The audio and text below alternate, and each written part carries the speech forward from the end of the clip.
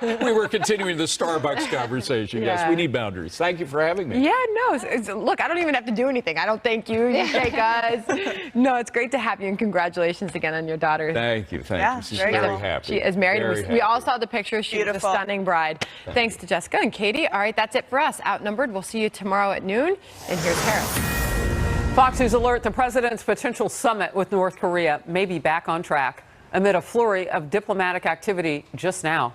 Let's go outnumbered overtime. I'm Harris Faulkner. President Trump has confirmed a top North Korean official is on his way to the United States for talks about his potential summit next month with Kim Jong-un.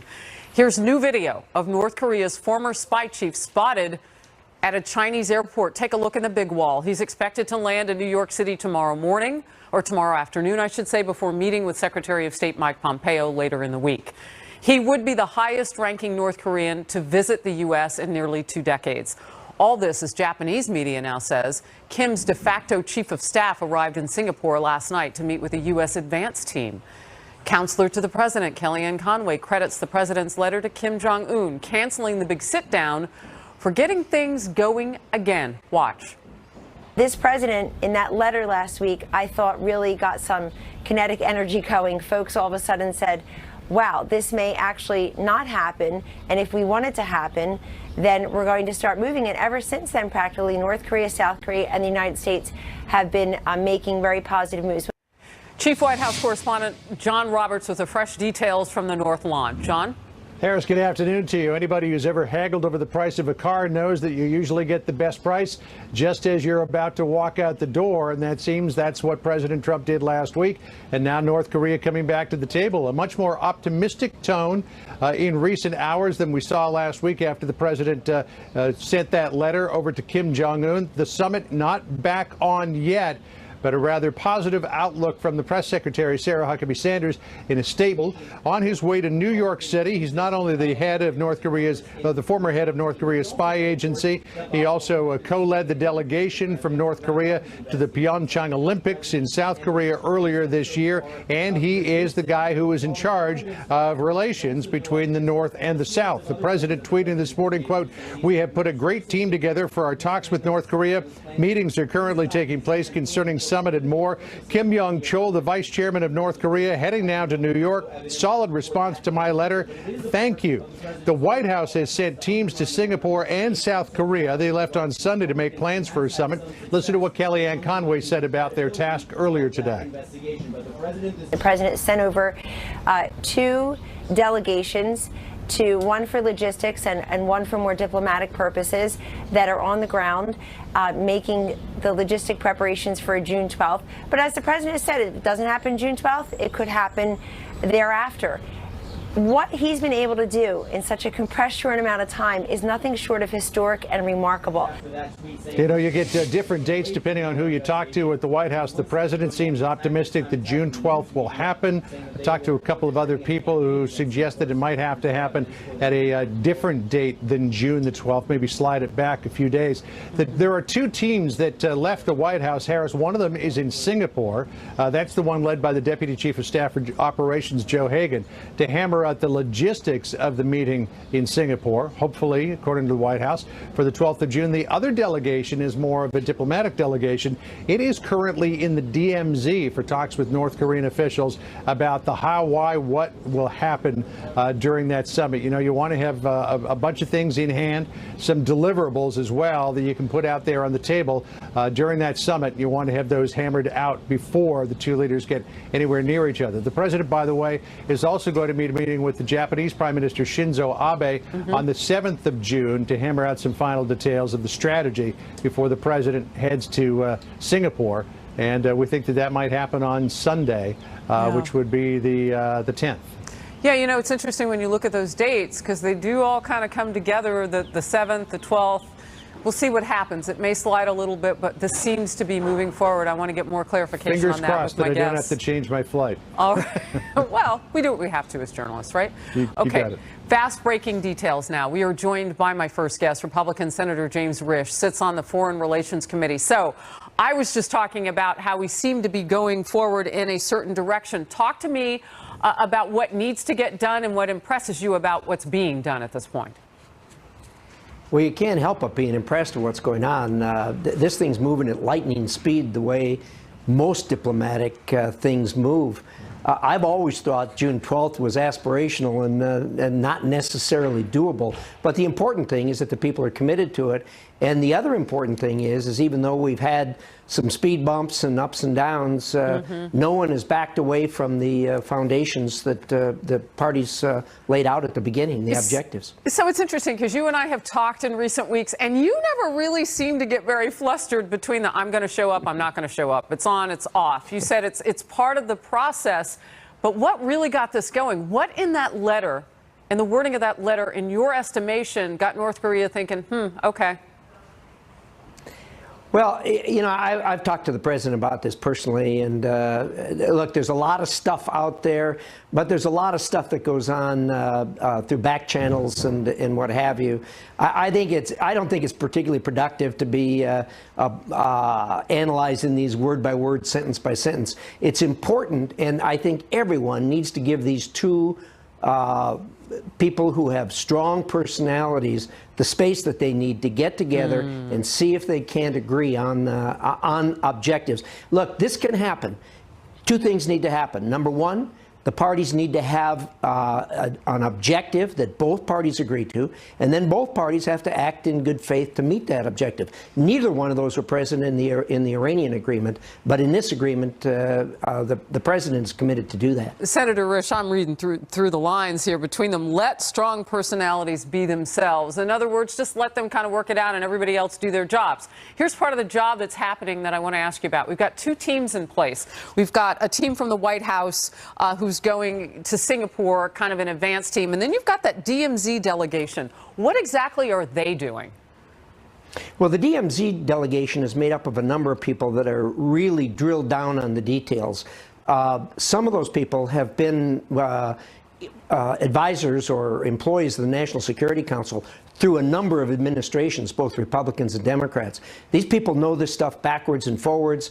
They've been involved in the prior negotiations on this. So they're already starting to talk about details. I suspect when the two leaders get together, they're going to be talking about this more at a 30, 50,000 foot level. The people that are meeting at the DMZ today, I can tell you, are talking about details that are going to need to be hammered out over some period of time.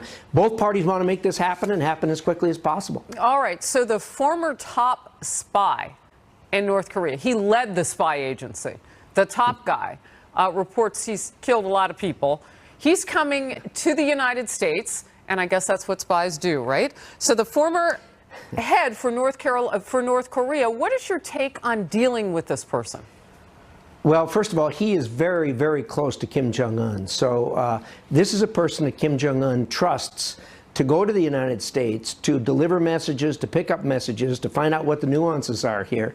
So I think first and foremost, it's a person that's close to Kim Jong-un. And look, it'd be like us sending a former head of the CIA that happened to be particularly close to the president. Obviously, our CIA does not work the same way that that North Korea's does, but they're both intelligence gathering agencies, and with them, among other things. Yeah, they tend to kill some of their own people. So, yeah, you've got that. It's Japan's role in all of this. I mean, you've got the Japanese leader coming to the White House this week, and we know that the president and Abe have been talking back and forth through this entire thing.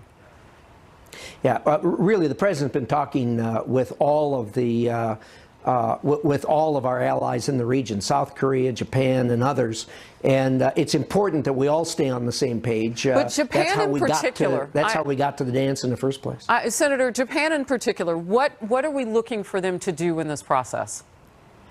Well, I don't know if we're looking for them to do anything. What we're looking for is an agreement that we're headed in the right direction as far as the kinds of things that happen in a give and take relationship that we're going to have with North Korea. And obviously, we've got to be pulling the wagon together, and that is really, really important. And the same is true here. I've talked to the president, to the vice president, and the secretary of state. All have committed that they're going to do their very best to put this in a form that it can be submitted to the United States Senate as a treaty. That's good for us. it's good for North Korea, because North Korea can then count on the fact that it isn't one of these executive agreements that another president can walk back. It will be, in fact, a treaty, and they're all committed to do their very best to get it in a form that it can be voted on as a treaty. Real quickly, if it doesn't happen. Well, look, this was headed for a very, very bad place. I think it's fortunate that the other side recognized that the ending was not going to be a pretty ending, and I think that's what got us to where we are. Senator Risch, I always enjoy talking with you. Thank you for being on the program. Harris, nice to talk to you. Thanks for having me. Sure. Let's get a different take on these latest developments. Michael Fuchs served as Deputy Assistant Secretary of State for East Asian and Pacific Affairs in the Obama administration. Great to see you today. Thanks for being on the program. I want to start with the fact that it looks like things are progressing in a certain direction. Politics part of this at all for you on the left side of the aisle? No, look, I think that for myself and for everybody, frankly, we should be focused on the substance. And I actually think that the ups and downs about whether or not the summit is going to happen and the president's letter last week is not where the focus should be. The focus should be on the substance of whether or not we can make progress with North Korea. Again, I disagree with this president and the way that he has handled the diplomacy with North Korea. I'm not sure I would have leapt immediately into a summit as he did in March, nor did I think he should have withdrawn the offer of a summit last week. But the point here now is that we have some diplomacy that's moving forward. That is where the focus should be. And that's where the president should keep the focus right now to see whether or not we can actually make some real progress with North Korea. You know, it's interesting because your words are very sort of nonpartisan. I mean, and you're honest where you don't agree, and you're, you know, positive about perhaps where this could go. Nancy Pelosi, House of Representatives, not the same way. And I'm wondering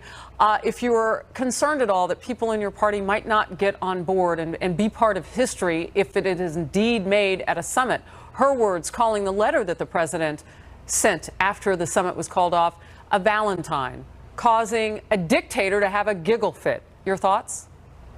Look, I think that, again, everybody here, regardless of party, needs to be focused on whether or not the United States of America is making progress with North Korea. Now, look, I very much disagreed with the president's letter last week. I thought that this was the president just in a huff canceling the summit, not understanding how North Korea agreed. Well, I think it's a big question as to exactly what has transpired over the last number of days, and whether or not this is President Moon or others who have made moves to do this. And I think, frankly, the president has shown his ability to be erratic, not just on North Korea, and go back and forth in the span of just a few days. And so, again, I think that on this issue, though, again, I think that regardless of party, the focus needs to be on whether or not there is progress on the real threats from North Korea. I don't know if you could just hear Senate Risch from the Foreign Relations Committee. He put it this way: let strong personalities be themselves for Kim Jong-un and President Trump.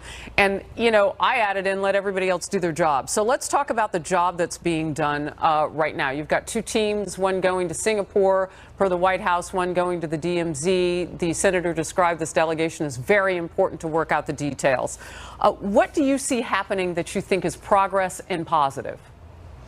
Well, look, I think that the very fact that we have this team right now in the DMZ having what we believe to be very substantive negotiations with the North Koreans is one of the best steps, signs, frankly, that I have seen so far about the seriousness of the Trump administration's intention to engage in real diplomacy with North Korea, led by Ambassador Sung Kim, who has been doing these issues for years and years. He is a first-rate diplomat, and he knows exactly what he's doing. And so the very fact that he is there and he is in charge or with this delegation doing these negotiations, to me, gives me some hope that whatever happens with the summit, whatever happens going forward, at least at this very moment, there is some very serious intent on the part of the Trump administration to see where diplomacy can go. Michael, before I let you go, you know, you were a part of the State Department that would have focused so much energy and time and concentration on what's going on in North Korea. A potentially bad actor even going forward. We don't even know what's going to happen, but we know the history. We know the past there. Have you talked with any of your former cohorts under the Obama administration to see what they're thinking about where we are now? Well, look, again, I think that I can speak for myself, obviously, only. But what I would say is that everybody, national security professionals and beyond, are interested again in seeing progress with North Korea. We know that this is a hard issue. This has been a hard issue for every single administration. And we need to be very realistic about expectations here. But the focus needs to be on seeing whether or not we can actually make some progress here. War, conflict is catastrophic and is the worst possible outcome. And we need to do everything that we can to avoid that. All right, Michael Fuchs, appreciate your time. Thank you very much. My pleasure. The search continues for a Maryland National Guardsman who went missing after flash flooding tore through Ellicott City. The latest details on efforts to find him. And President Trump warning American voters that Democrats on the special counsel's team plan to meddle in the midterm elections. What would that look like? Is it a real concern? The president has issued a warning to the American people about special counsel Robert Mueller's Russia investigation. The commander-in-chief posting this on Twitter. The 13 angry Democrats plus people who worked 8 years for Obama working on the rigged Russia witch hunt will be meddling with the midterm elections, especially now that Republicans, stay tough, parenthetically, are taking the lead in polls. There was no collusion except by Democrats, exclamation point. This after the president's attorney, Rudy Giuliani, called the probe rigged over the weekend, saying he no longer sees it as legitimate. Chief Intelligence Correspondent Catherine Herridge is live for us in Washington. Catherine? Well, thank you, Harris, and good afternoon. As the president ramped up pressure on Twitter, the House Oversight and Judiciary Committees are preparing for a new round of interviews with key FBI players in the Russia and Clinton investigations, reportedly including Bill Priestap, the espionage chief who had oversight of the email and Russia probes. These text messages between FBI agent Strzok and FBI lawyer Lisa Page are drawing fresh scrutiny, indicating Priestap went to London in May 2016, 2 months before the Russia case opened. One Republican told Fox in a statement that the questioning will be broad. Quote, the Hillary email case merely scratches the surface of questions regarding Bill Priestap. He also needs to be questioned about his actions regarding the so-called Russia collusion case, including his trip to London in May 2016 and his relationship with the FBI informant. The chairman of the Freedom Caucus wants more information on that alleged informant and whether their intelligence was gathered by the FBI and assimilated or assessed, if you will, long before the Russia case opened in July 2016. When did it start? We do know that actually those confidential human sources were engaging prior to the official FBI investigation. So the question begs, at whose direction? What were they collecting and who were they reporting to? But another senior Senate Republican said they've looked at some of the evidence and they believe the FBI acted properly. If there are people operating in this country trying to influence American politics on behalf of a foreign power, it is the FBI's job to investigate those people. What I have seen so far is an FBI effort to learn more about individuals with a history of bragging about links to Russia that pre-exist the campaign. President's lawyer Rudy Giuliani, as you mentioned, wants the probe concluded by November because of the obvious or potential political impact. Harris. Catherine, thank you very much. You're welcome. Former Republican Utah Congressman and Fox News contributor Jason Chaffetz is here. Jason, always great to see you. Why didn't Robert Mueller? Because there's so much focus on the staff that he has. The president saying 13 angry Democrats plus people who worked 8 years for Obama. Why didn't Robert Mueller try to have a more politically neutral or equal staff? It's a great point. It's something that Rod Rosenstein, who appointed the special counsel, he's highly conflicted. Mr. Mueller is conflicted, certainly with his relationship with Director Comey. And then to go out and hire 13 people with Democratic ties, there are hundreds of thousands of people in the pool of potential staff.